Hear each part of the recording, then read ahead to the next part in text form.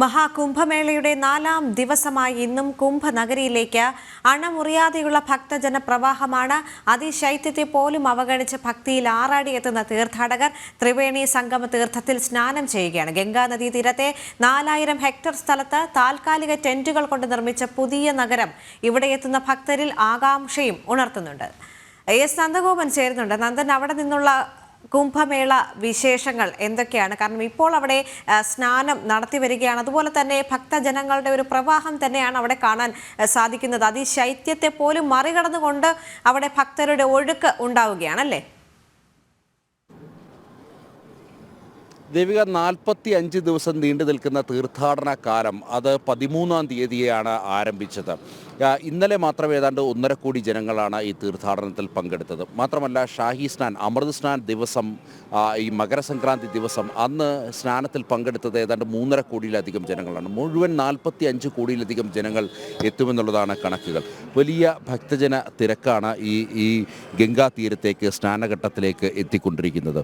അതിശൈത്യമാണ് ഉത്തരേന്ത്യയിലാകെ. പ്രയാഗ്രാജിൽ 10 degree സെൽഷ്യസിലും താഴെയാണ് ഈ താപനില നിൽക്കുന്നത്. വെള്ളത്തിന് അതിശൈത്യമാണ് അനുഭവപ്പെടുന്നത്. പുലർച്ചെ പരസ്പരം കാണാൻ കഴിയാത്ത രീതിയിൽ വളരെ തിങ്ങി നിറഞ്ഞ ഒരു അന്തരീക്ഷം, അതായത് ഫോഗ് കൊണ്ട് തിങ്ങി നിറഞ്ഞ ഒരു അന്തരീക്ഷമാണ് നിലനിൽക്കുന്നത്. ഇപ്പോഴാണ് അല്പം ഒരു സൂര്യപ്രകാശം ഈ പ്രയാഗ്രാജിലേക്ക് കടന്നു വന്നിരിക്കുന്നത്. ഏതായാലും വലിയ തീർത്ഥാടന പ്രവാഹം നടന്നുകൊണ്ടിരിക്കുകയാണ്.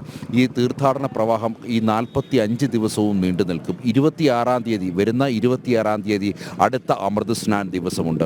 ആദ്യ അമൃത് സ്നാൻ ദിവസത്തിൽ 3.5 കോടി ജനങ്ങളാണ് പങ്കെടുത്തതെങ്കിൽ അതിൻ്റെ ഇരട്ടി ജനങ്ങൾ ഈ 2ാം ഷാഹി സ്നാൻ, അമൃത് സ്നാൻ ദിവസം പങ്കെടുക്കുമെന്നുള്ളതാണ് കണക്ക് കൂട്ടുന്നത്. പ്രത്യേകിച്ച് ഈ 45 ദിവസം നീണ്ടു നിൽക്കുന്ന തീർത്ഥാടന കാലയളവിൽ ആകെ 3 പ്രധാനപ്പെട്ട ഈ സ്നാന ദിവസങ്ങളാണുള്ളത്. അതിൽ 2ാമത്തെ സ്നാന ദിവസമായിരിക്കും കൂടുതൽ ഭക്തജന പ്രവാഹം ഉണ്ടാകുക എന്നുള്ളതാണ് ഈ ഉത്തർപ്രദേശ് സർക്കാർ വ്യക്തമാക്കുന്നത്. ഏതായാലും ഈ എത്തുന്ന മുഴുവൻ ഭക്തജനങ്ങൾക്കും ഇവിടെ താമസ സൗകര്യം ഒരുക്കിയിട്ടുണ്ട്. ടെൻറ്റ് സംവിധാനം, ഒരു ടെൻറ്റ് സിറ്റി തന്നെയാണ് നിർമ്മിച്ചിരിക്കുന്നത്. ഇവിടെ എത്തുന്ന ഭക്തർക്ക് അവരുടെ കയ്യിലുള്ള ധനമനുസരിച്ച് ആവശ്യാനുസരണം താമസങ്ങൾ ഏർപ്പെടുത്താം. സന്യാസി മഠങ്ങളുണ്ട്, അവിടെ സൗജന്യ നിരക്കിൽ താമസവും ഭക്ഷണവും ലഭ്യമാകും. അതല്ല എന്നുണ്ടെങ്കിൽ ഈ സ്വകാര്യ കമ്പനികൾ അവർ വാടകയ്ക്കെടുത്ത് നടത്തുന്ന ടെൻറ്റ് സംവിധാനങ്ങളുണ്ട്. ആ ടെൻറ്റ് സംവിധാനങ്ങൾ ഒരു ദിവസം ഏതാണ്ട് 1 ലക്ഷത്തിലധികം വാടക നൽകേണ്ട ടെൻറ്റ് സംവിധാനങ്ങളടക്കമുണ്ട്. അത്യാധുനിക സൗകര്യങ്ങളടക്കം ഒരുക്കിയാണ് അത്തരം ടെൻറ്റുകൾ മറ്റും പ്രവർത്തിക്കുന്നത്. ഇതുകൂടാതെ സാധാരണ ഭക്തർക്ക് താമസിക്കുവാൻ ഈ സന്യാസി മഠങ്ങളും മറ്റുമുണ്ട്. എന്നാൽ ഈ ത്രിവേണി സംഗമത്തിൽ എത്തി അവിടെ സ്നാനം ചെയ്താൽ ഈ ഭക്തർക്ക് ഗംഗ മുറിച്ചു കടക്കണം. അതിനായി ഏതാണ്ട് 30 താൽക്കാലിക പാലങ്ങളാണ് നിർമ്മിച്ചിരിക്കുന്നത്. ഈ 30 താൽക്കാലിക പാലങ്ങൾ യഥാർത്ഥത്തിൽ ഈ കുംഭമേളയുടെ ജീവനാഡി എന്ന് തന്നെ പറയാൻ, ഇത്രയും അധികം ഭക്തരെ ഈ ഗംഗയുടെ മറുകരയിലേക്ക് എത്തിക്കുന്നത് ആ താൽക്കാലിക പാലങ്ങളിലൂടെയാണ്.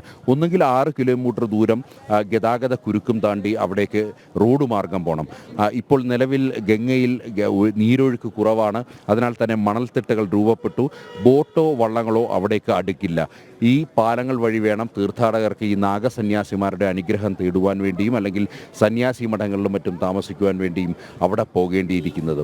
ഇങ്ങനെ വലിയ എത്ര ഭക്തജനങ്ങൾ വന്നാലും ഇവിടെ താമസിക്കുവാനുള്ള സൗകര്യം അങ്ങനെ 1.5 ലക്ഷം ടെൻറ്റുകൾ നിർമ്മിച്ച് ഒരുക്കിയിരിക്കുന്നു. എല്ലായിടവും വൈദ്യുതീകരണവും അതേപോലെ തന്നെ വെള്ളവും കുടിവെള്ളവും ലഭ്യമാക്കും എന്നും ഉറപ്പാക്കിയിട്ടുണ്ട്. ഏതായാലും വലിയ ഒരു മനുഷ്യനിർമ്മിത താൽക്കാലിക നഗരമാണ് ഈ കുംഭമേളയുമായി ബന്ധപ്പെട്ട ഉത്തർപ്രദേശ് സർക്കാർ ഇവിടെ ഒരുക്കിയിരിക്കുന്നത്. ഗംഗയുടെ ഏതാണ്ട് 12 കിലോമീറ്റർ ചുറ്റളവിലായി ഇങ്ങനെ ഈ നഗരമാകെ പടർന്നു കിടക്കുന്നു. എല്ലാം താൽക്കാലിക സംവിധാനമാണ്. ഇനിയിപ്പോൾ വർഷകാലം വരുമ്പോഴേക്കും ഗംഗ ഈ പ്രദേശത്തു കൂടിയൊക്കെ കുത്തു ഒഴുകി പോകുന്ന അല്ലെങ്കിൽ വലിയ ഒഴുക്കോടുകൂടി പോകുന്ന ഒരു സ്ഥലമാണ്. സ്വാഭാവികമായും ഇവിടെ ടെമ്പററിയായി മാത്രമേ, താൽക്കാലികമായി മാത്രമേ എന്തെങ്കിലും പണിതുയർത്താൻ കഴിയൂ. അങ്ങനെ ഒരു ടെൻറ്റ് സിറ്റിയാണ് ഈ പ്രയാഗ്രാജിലാകെ നിർമ്മിച്ചിരിക്കുന്നത്.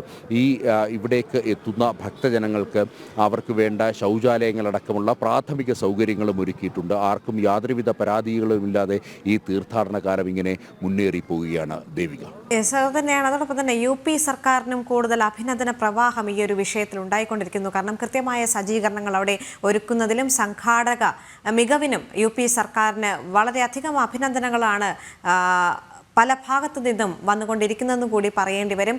വിദേശികളടക്കം അവിടേക്ക് വന്ന മഹാസംഗമം സാക്ഷ്യം വഹിക്കുകയാണ്. ഇന്ന് 4ാമത്തെ ദിവസമാണ്. ഭക്തജന പ്രവാഹം അവിടെയുണ്ട്. പക്ഷേ സജ്ജീകരണങ്ങളെല്ലാം പൂർത്തിയായി കഴിഞ്ഞിരിക്കുന്നു. എല്ലാവർക്കും കൃത്യമായ സൗകര്യങ്ങൾ അവിടെ ഒരുക്കി കൊടുത്തിരിക്കുന്നു സംസ്ഥാന സർക്കാർ എന്ന് കൂടി പറയേണ്ടി വരും. എസ് നന്ദഗോപനാണ് അവിടെ നിന്നുള്ള വിശദ വിവരങ്ങൾ നൽകിയത്.